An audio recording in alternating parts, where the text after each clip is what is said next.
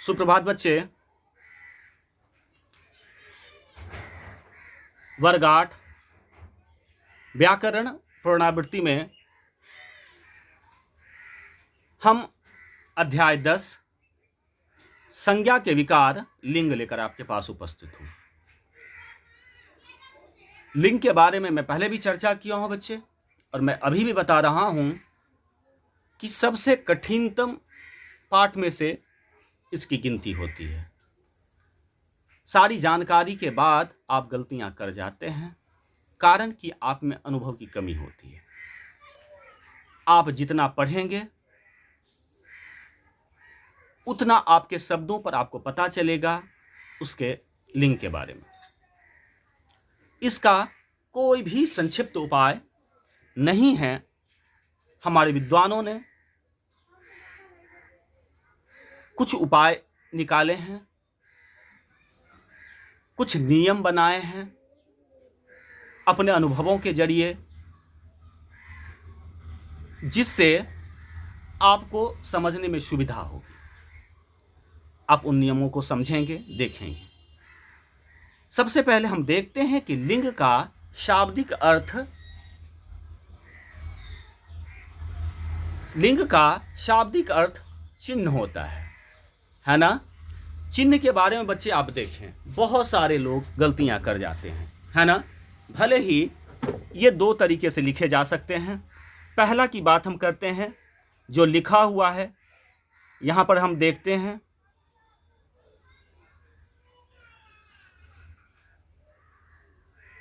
इस तरह से आप चिन्ह लिख सकते हैं, यह भी सही है।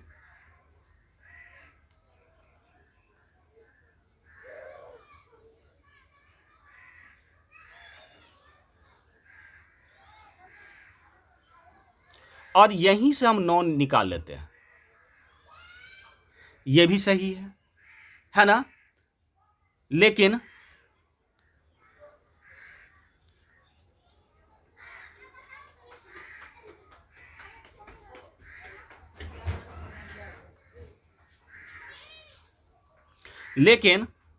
हम इस तरह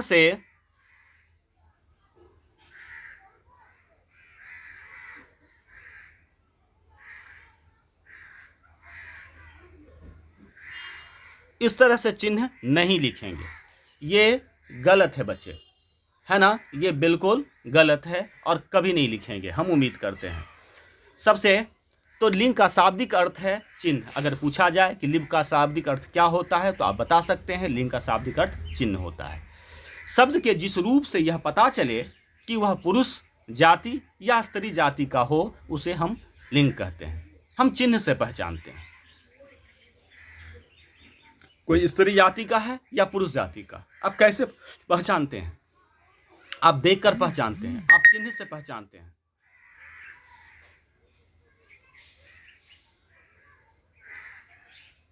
आप उसके चिन्हों से पहचानते हैं।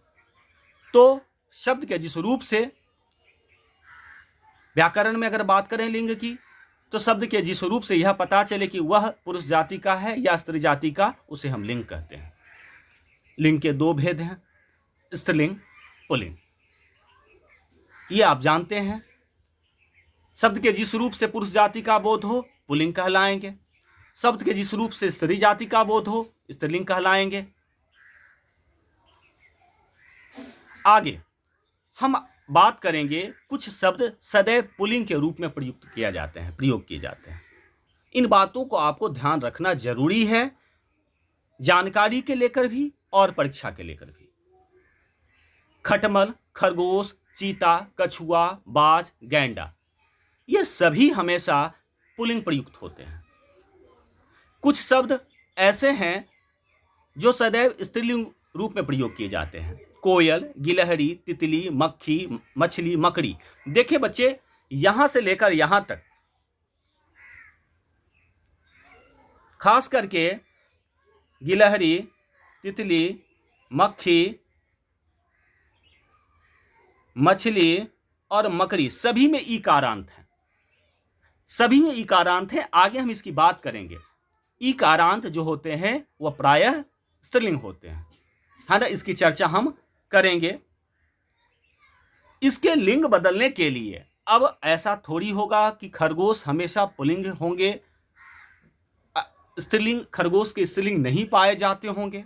अगर नहीं पाए जाते होंगे तो उनके बच्चे कहाँ से होंगे, या कह सकते हैं कि वह अपना जनसंख्या में वृद्धि किस प्रकार करते होंगे बच्चे।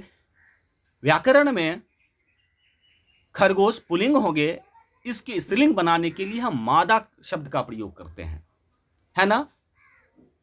और जो प्रायः स्त्रीलिंग होते हैं उसके लिए हम जब उसका पुल्लिंग बनाते हैं तो नर शब्द का प्रयोग करते हैं। नर, मादा खरगोश, नर गिलहरी, है ना। तो इस तरह से हम प्रयोग करते हैं। तो हम बता रहे थे कि इसके लिंग बदलने के लिए हम नर या मादा शब्द का प्रयोग करते हैं, प्रयोग किया जाता है। आगे हम बढ़ते हैं बच्चे। इन सभी चीज़ों को आपको ध्यान देना होगा। एक नहीं 2 बार आप वीडियो देख सकते हैं, ये या रोक कर आप अच्छी तरह से समझ सकते हैं। यहाँ पर देखें, कोई भी नियम नहीं है। आपके विद्वान ने आपकी मदद के लिए कुछ अपने अनुभव बांटे हैं, बस लिंग में यही कहा जा सकता है। अकारांत तत्सम संज्ञाएं प्रायः पुल्लिंग होते हैं। अक्षर, उपवन, ये दोनों तत्सम शब्द हैं। तत्सम शब्द जिसका जन्म संस्कृत से हुआ हो और बिना किसी परिवर्तन के हिंदी में जिसका प्रयोग हम करने लगे हैं, तत्सम शब्द कहलाते हैं। तो यहां पर ये अक्षर भी क्या है, यहां पर ये अक्षर भी तत्सम शब्द हैं और उपवन भी यहां तत्सम शब्द हैं। तो तत्सम शब्द और अकारांत हो, इसके दोनों के अंत में अ है। अक्षर है, यहां अक्षर के र के अंत में अ लगता है, आप जानते हैं। ईकारांत और उकारांत तत्सम संज्ञाएं स्त्रीलिंग होती हैं। जैसे अग्नि तत्सम है, अग्नि का तद्भव क्या होगा, आग। जाति, जात, है ना। तो ये सभी तत्सम शब्द हैं। अग्नि, जाति, रवि, कवि, वायु उकारांत हैं। आयु, वस्तु, ये सभी क्या हैं, ये सभी तत्सम शब्द हैं, है ना। ये आपको ईकारांत यहां से यहां तक आपको ईकारांत बच्चे मिले। ईकारांत तत्सम क्या होते हैं, स्त्रीलिंग होते हैं। आगे हम देखते हैं उकारांत वाले, यहां पर वायु जो हैं उकारांत हैं और ये भी स्त्रीलिंग प्रयोग किए जाते हैं। तो आपने देखा कि अकारांत तत्सम पुल्लिंग होते हैं और ईकारांत उकारांत तत्सम स्त्रीलिंग प्रयोग किए जाते हैं। इन बातों को आप ध्यान से याद रखेंगे बच्चे, बहुत ज़्यादा नियम नहीं है, आप याद रखेंगे। पर्वतों और समुद्रों के नाम पुल्लिंग होते हैं। विंध्याचल, हिमालय, अरावती, हिंद महासागर। कुछ पर्वत हैं, हिंद महासागर, समुद्र है। नदियों और झीलों के नाम स्त्रीलिंग होते हैं। कावेरी, कृष्णा, सतलुज, हम यहां तक के कृष्णा नदी का नाम है और ये भी स्त्रीलिंग होंगे। जब कृष्ण और कृष्णा की बात हो तो वहां पर पुल्लिंग वो प्रयोग होंगे, लेकिन कृष्णा नदी की नाम अगर हो तो वहां पर क्या होंगे, नदी होंगे। अपवाद में 2 नदी ऐसे हैं जिन्हें नदी हम नहीं कहते हैं, हम नद कहते हैं। नदी का पुल्लिंग क्या होगा, नद। हम नद शब्द का प्रयोग करते हैं।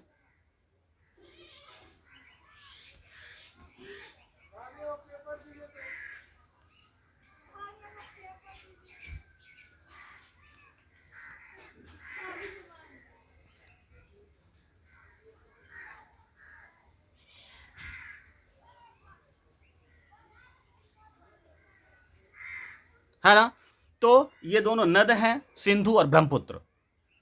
हम आगे बढ़ते बच्चे, प्रश्न बन सकते हैं, ये प्रश्न बनने के ही नियम है, यहाँ से बदले जा सकते हैं, यहाँ से पूछे जा सकते हैं। सभी देशों के नाम पुल्लिंग होते हैं। इंग्लैंड, इटली, रूस, भारत। और भाषा लिपि बोलियों के नाम, भाषा बोली लिपियों के नाम स्त्रीलिंग होते हैं। जैसे हिंदी, देवनागरी, उर्दू आदि। बच्चे मैं आपको इसी तरह से लिखा हूं कि आपको सुविधा होगी। देशों के नाम पुल्लिंग और भाषा और लिपियों के नाम स्त्रीलिंग, ऐसे आपको याद रह पाएंगे। समुद्र, पर्वतों और समुद्रों के नाम पुल्लिंग और नदियों के नाम, नदी और झीलों के नाम स्त्रीलिंग, है ना। तो एक लाइन में आपको याद हो जाएंगे, इसीलिए मैंने इस तरह से आपको सुविधाजनक होने के लिए बनाया है। आगे हम बढ़ते हैं। ग्रहों के नाम पुल्लिंग, चंद्रमा, राहु, बुध। एक अपवाद है पृथ्वी, पृथ्वी स्त्रीलिंग होते हैं, बाकी सभी ग्रह, यहाँ पर हम ध्यान देंगे इस बात को, पृथ्वी क्या होते हैं, स्त्रीलिंग प्रयोग किए जाते हैं, यह अपवाद है, बाकी सभी ग्रह पुल्लिंग होते हैं। नक्षत्रों के नाम स्त्रीलिंग होते हैं, जैसे अश्विनी, भरणी, कृतिका, रोहिणी, है ना, ये सभी क्या होते हैं, आपको पुल्लिंग होते हैं, है ना बच्चे। तो मैं आपको ये बता रहा था लिंग के बारे में। धन्यवाद बच्चे, मुझे उम्मीद है कि आप समझ गए होंगे। महीनों के नाम पुल्लिंग होते हैं, चैत, वैशाख, ज्येष्ठ, आषाढ़, जनवरी, फरवरी, मार्च।